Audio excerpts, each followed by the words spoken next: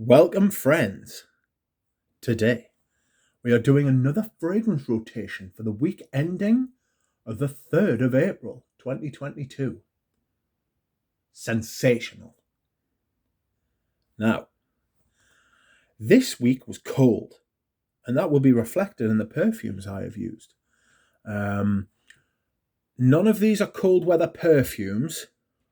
Maybe one of them, which I may have changed my mind on where to keep as far as autumn and winter and spring and summer rotation. But the rest of them are spring and summer fragrances, but with a more solid sort of base in that they can be worn when it's cold. And it has been cold. There's been snow this week.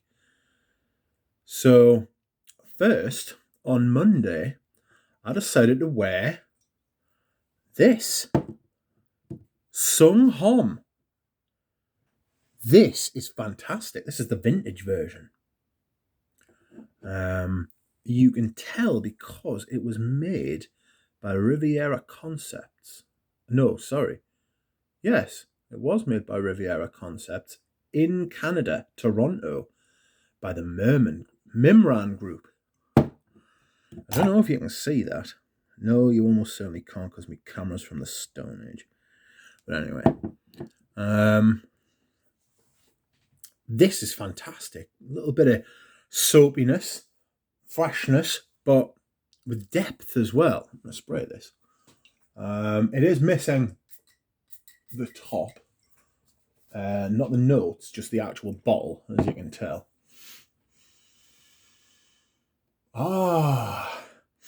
It's got some kind of, it's like a little bit musky, but it's got some kind of spice in it as well. There's like something a little bit, it's got a slightly chorusy sort of vibe as well. It's fantastic. I love it. Really good. I recommend that you try it. I don't know what the latest version's like, but I was reliably informed to get the vintage if you can. There's like a one made in Canada, and that's the one to get. Very musky, very soapy and musky. Really like it. Really good. It's like a lighter version of Koros, without the pineapple of Fraîcheur, you know.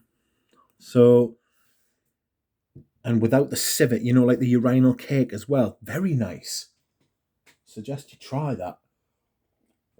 I thought it was going to be a lot like another one of the fragrances, which I will cover in a minute.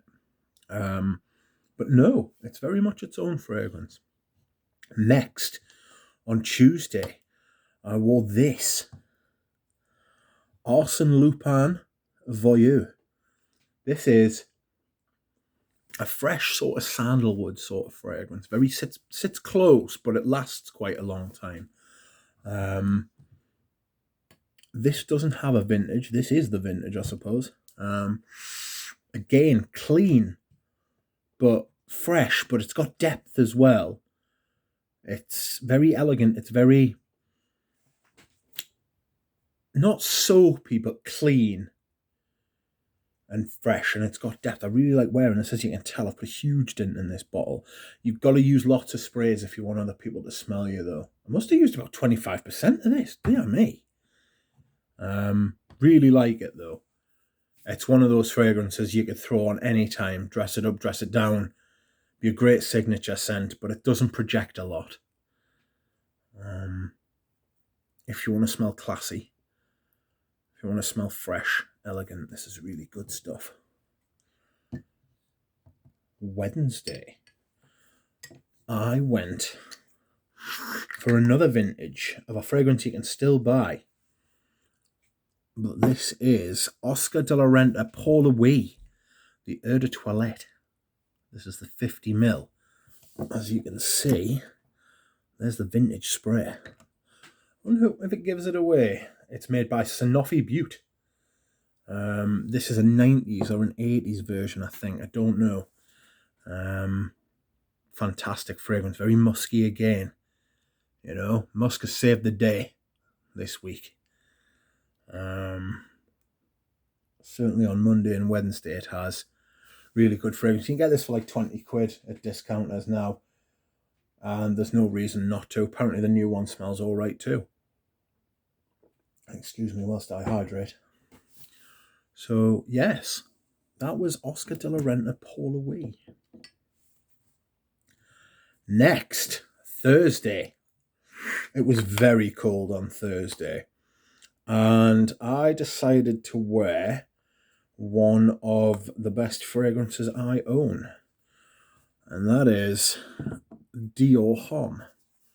I absolutely love this stuff. This performs brilliantly, smells amazing. I'm not sure how much I can add to the conversation about this. Got that iris, almost makeup-y, almost lipsticky sort of vibe. Very soft.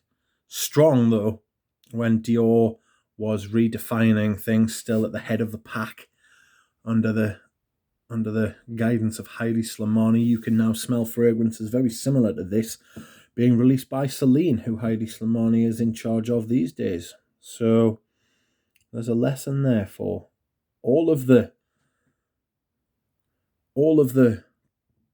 perfume houses or fashion houses who want to do something interesting for perfume lovers. Get Heidi Slimani. This is the black collar version. This is the one I wore, not the silver stem. Save the silver stem for special occasions. Of course, I would get that fragrance while you still can because they've butchered it. The 2020 version is just not even worth talking about. It smells like everything else.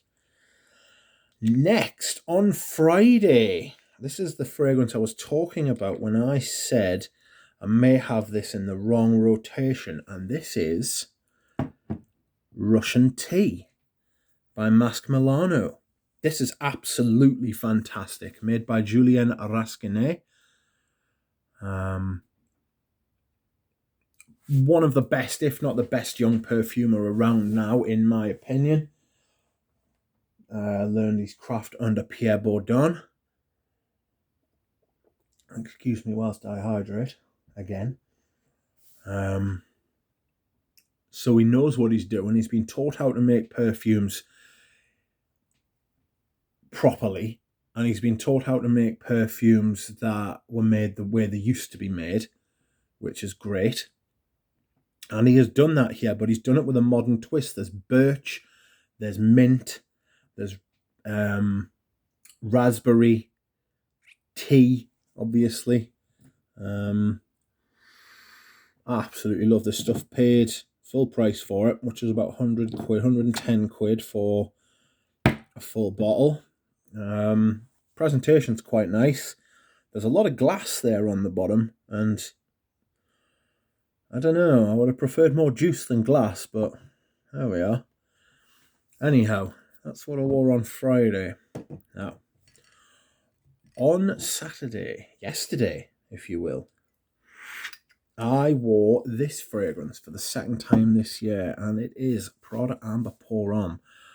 It was cold yesterday. This gives you that sort of soapy, it's got a warmth to it. Like a warm soap, a high quality warm soap. Like a soap with, do you know when you moisturize and it feels as though it leaves a barrier between your skin and the outside air? That's what this feels like, you know? Feels like it's good for your skin. It's got the ingredients on the front. It's got labdanum. It's got patchouli from Indonesia. It's got, I'm sure that's grapefruit from Guatemala. No, it's cardamom from Guatemala. I beg your pardon. And saffron. I don't know where that saffron's from, though. Lovely. Absolutely love this fragrance. It's a classic, and everybody talks about it, but seriously, if you haven't smelled it, this would be another great signature scent. There are like 3 or 4 in this list that would make great signature scents. You could wear these all the time. You could dress them up. You can dress them down. You could do anything you want with this. There was never a bad time to smell clean, you know? So that's what I wore yesterday on Saturday. And today, my scent of the day, excuse me whilst I reapply. Oops, I sprayed my shirt. Not that I'm wearing a shirt, I'm wearing a t-shirt, but you know. Today I am wearing Santal Messiah, my recent purchase. It arrived this week. This is marvellous. It is fresh, almost like there's almost like a fruity vibe in it, but it's not quite fruity.